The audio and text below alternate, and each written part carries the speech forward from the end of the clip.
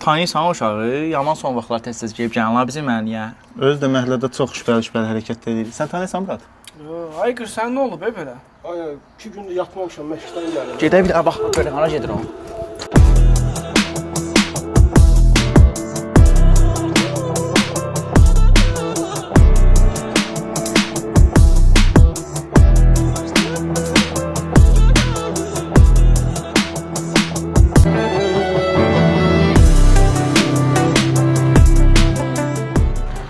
Yorum qaqaş.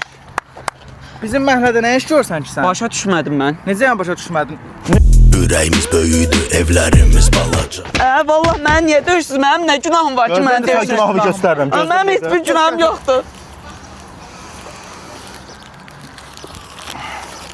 Ay, bizim bu qonşu Fazik kişiyə bax, ya 73 manat işığa borcu var imiş.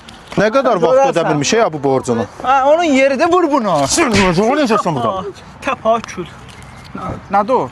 Bu qoyduğu çek imiş. Çəkdi. İşıq çek. Oo.